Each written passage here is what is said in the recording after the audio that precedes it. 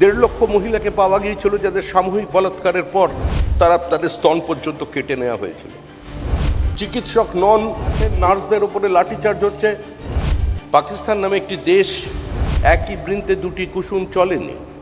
হয়তো কংগ্রেসের রাষ্ট্র নেতাদের মধ্যেও কেউ উঠে দাঁড়িয়ে বলতে পারতেন, I do not believe in 2 nation, I believe in 1 nation. আমাদের দেশ ভাগের জন্য মারা গিয়েছে 20 লক্ষ মানুষ।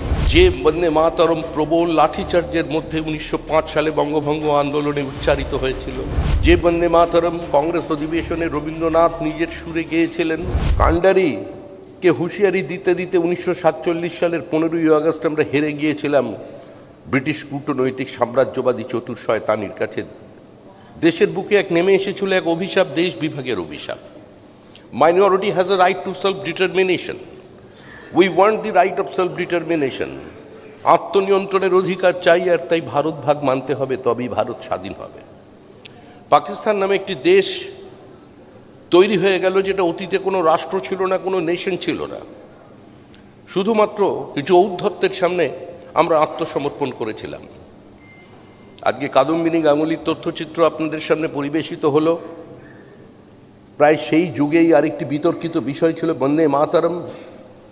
যে বন্দে মাতরম ভারতবর্ষের স্বাধীনতা আন্দোলনকে নতুন প্রাণের স্পন্দন দিয়েছিল, যে বন্দে মাতরমকে Rishi Bankimchandra the religion of patriotism বলে মানুষের সামনে তুলে ধরেছিলেন, যে বন্দে মাতরম 1896 সালের কংগ্রেস অধিবেশনে রবীন্দ্রনাথ নিজের সুরে গেয়েছিলেন, যে বন্দে মাতরম প্রবল লাঠিচার্জের মধ্যে 1905 সালে বঙ্গভঙ্গ আন্দোলনে উচ্চারিত হয়েছিল, যে বঙ্গভঙ্গকে নিষিদ্ধ করার অবস্থাতেও 1906 সালে কাদম্বিনী গাঙ্গুলি বরিশাল কংগ্রেসে তিনি গেয়ে চলেছিলেন, আজকে সেই বন্দে মাতরমকে খণ্ডিত করে দেওয়া হয়েছিল 1937 সালে।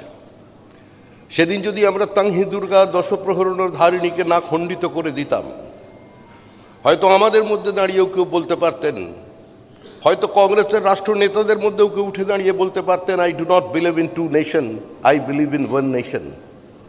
আমরাও কোনো আব্রাহাম লিঙ্কনকে দেখতে পেতাম, আমরাও কোনো আয়রন ম্যান বিসমার্ককে দেখতে পেতাম, যিনি বলেছিলেন, when enemy at your doorstep, it cannot be sorted out by eloquence, it requires action, you have to fight and fight vigorously.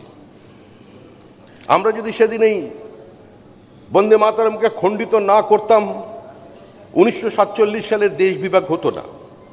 আমেরিকার গৃহযুদ্ধে 4 লক্ষ মানুষ মারা গিয়েছিল 4 বছরে, আর আমাদের দেশ ভাগের জন্য মারা গিয়েছে 20 লক্ষ মানুষ। 71 সালে 30 লক্ষ মানুষ মারা গিয়েছিল বাংলাদেশে। যশোর ক্যান্টনমেন্ট এরিয়ায় 1.5 লক্ষ মহিলাকে পাওয়া গিয়েছিল যাদের সামূহিক বলাৎকারের পর তারা তাদের স্তন পর্যন্ত কেটে নেওয়া হয়েছিল। এই বর্বরতা আজকে কিছু মানুষ ভুলে গেছেন। র্যাডিক্যালাইজেশন গ্রাস করছে গোটা পৃথিবীকে, শুধু কানাডা কিংবা আমেরিকায় নয়, গোটা পূর্ব ইউরোপ যাদের গ্রাসে চলে গেছে, সেটা এগিয়ে আসছে আমাদের দিকে।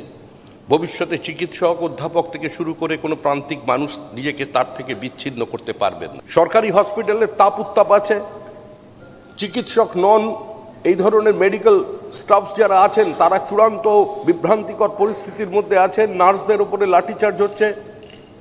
অবশ্যই আপনাদের কিছু প্রশ্ন আছে, আপনাদেরও কিছু ইস্যুকে অ্যাড্রেস করবা আমাদের প্রয়োজন আছে, সেই জন্যই আজকে নাড্ডাজি আমাদের মাঝখানে এসেছেন।